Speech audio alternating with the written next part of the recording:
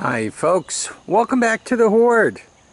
So, beautiful day today, though we're supposed to get one heck of a storm starting tomorrow going into Monday. I guess something's blowing up the East Coast. Today's topic, we're going to talk about this 200M. I'm going to call it an 84, though I'm not exactly sure what. Oh yeah, manufactured 384. So it could be an 84, it could be an 85. Starting right in the front, headlight needs some love and attention. Wire harness has been worked on. Front tire is good. It has the wrong forks on it. Though if you're familiar with the 200M, the 200E, the 200ES, the forks have a tendency to go bad. In the back, it also has the wrong wheels and tires on it. To be honest with you, those look like 250 SX tires or off a 300 ES or something like that. This one seems to have some air in it, and this one flat. Plastic is mostly there. He did some kind of weld job on this. That's interesting. But it's mostly here. Not the prettiest in the world, but it's there. Gas tank. Though it's dented up pretty good, it's actually looks really halfway decent. And believe it or not, with a little,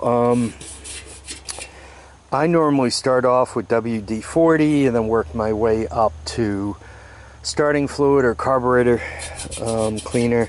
This might come off and the stickers might stay behind.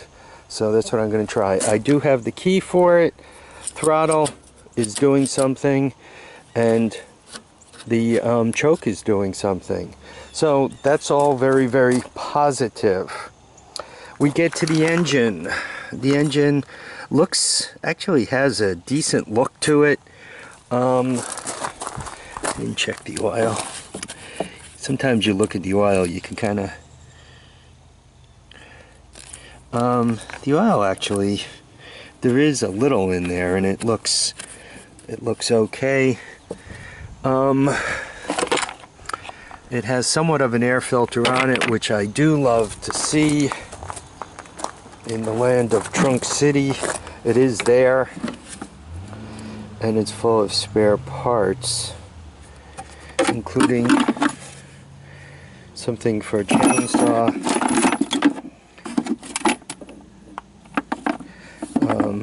But you know what? Spare parts never hurt.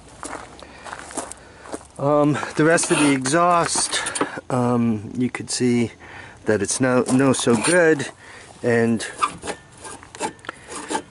the brakes have been completely consumed.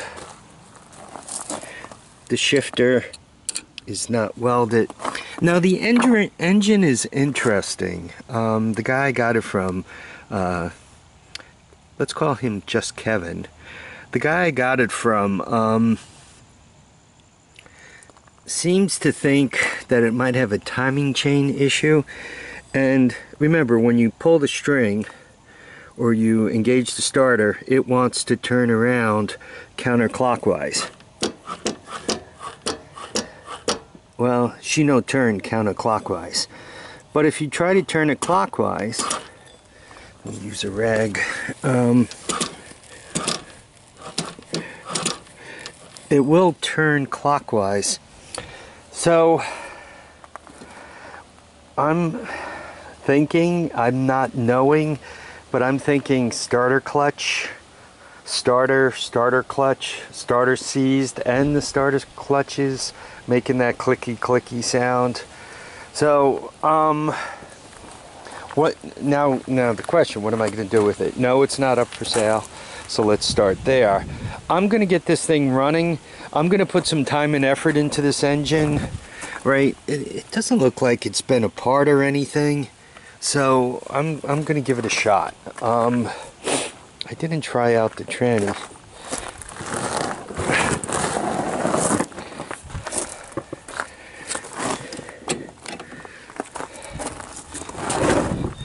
Yeah, it seems to go into gear. The bearings for the back axle seem to be pretty good, as do the front bearings. So I'm going to try to get this thing running. I'd like to see it go again. So that's the plan. And you guys will see other videos. It's going to take me a while, right? But I got to take all those 8mm off. 1, 2, 3, 4. And then I don't know if I have to take, I think I have to take these two out. Well, one of these two, probably the bottom one out. And I'm going to pull the starter off first and see what the engine feels like. You know, do a compression test and all that other stuff. I don't want this video to become 2 hours long, so I'm not going to do it on this video. It did come with a spare engine, and a complete spare engine at that. I mean, with the choke thing and the throttle thing, and feels pretty good. I could probably do a call. It came with the recoil. So my buddy Stoney always gets me such good deals up there. He just has the ability to track them down, and he has, you know, he's good. He's really good at finding them. He's able to find these deals and turn them such that there's enough meat left on the bone, where I can buy them from him, he can buy them from whomever, and he makes a little bit, and you know, I get a decent deal where it pays me to make the trip up there. Now, if you were buying one of these, forget the motor and the spare parts, right? But if you were buying this without the recoil on it and everything else, this would be somewhere around a $200 to $300 deal. Let's look at it that way. I think my battery's dead, so I gotta end this now. Folks, I want to thank you all for watching and commenting and subscribing. Please remember to keep your feet down, keep your heads up, and get out there and enjoy all your days. Bye now, folks.